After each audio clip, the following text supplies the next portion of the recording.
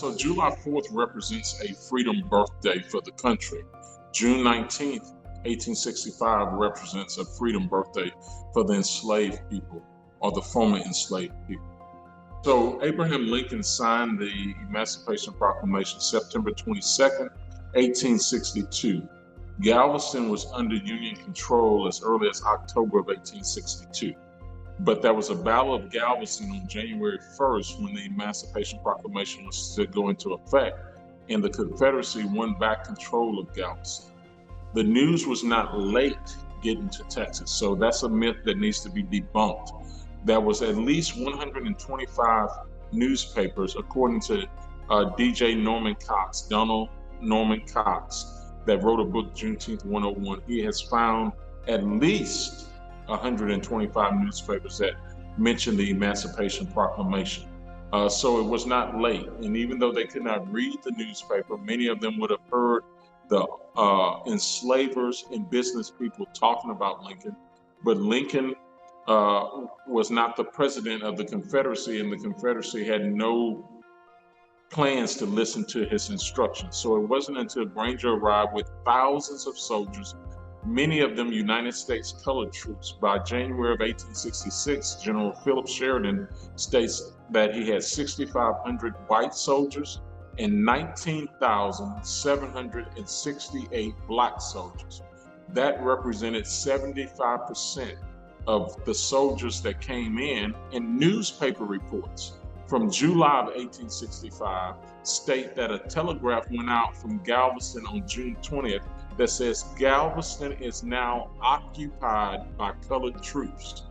This has not been taught in our classrooms. This has not been shared with individuals, that black soldiers walked the streets of Galveston, bringing the message of freedom to the enslaved people of Texas, the enslaved people in Galveston, and to the enslavers to say, hey, we are here and you need to cut it out.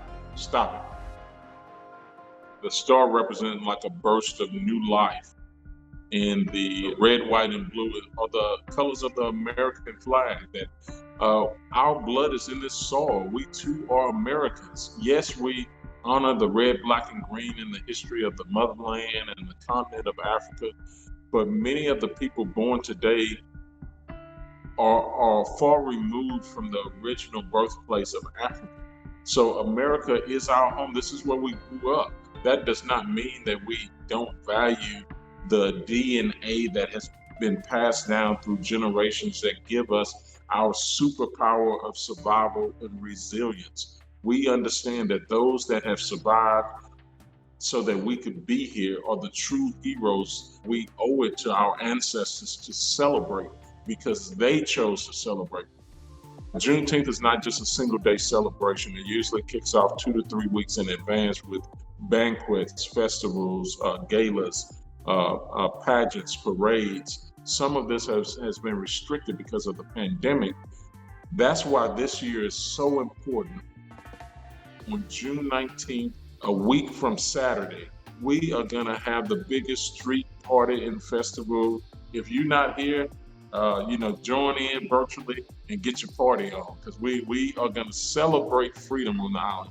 So you talked about food. We have barbecue here. We have, seafood here on the island that enjoys some of our local restaurants. We love to eat. We love to sing. We love to celebrate. And we love to acknowledge our history and the contributions of our ancestors. As we take this torch, I hear Joe Madison say this: I want to take my torch and light your torch with information, knowledge, and power. So as I light your torch, those young people can light the torch of each other to be inspired to tell these stories and to feel proud about the history. Maya Angelou has a quote: history, despite its wrenching pain, cannot be unlived, but if faced with courage, need not be lived again. Have the courage to make sure that we never ever see a family divided through an auction, that we never ever see individuals, our loved ones, in chains, that we never ever take a step backwards when people try to take us back to what was perceived as a great America. We're going to create a great America in the future where everyone in this absolute equality that we look for is possible. Absolute equality is not about equal results. It's about creating an environment where everyone has the opportunity to become their very best self without hurdles or barriers being put in front of them to stop their development or growth. So grow as much as you can, produce as much as you can, but love as much as you can by helping your fellow Americans and fellow humans on this planet.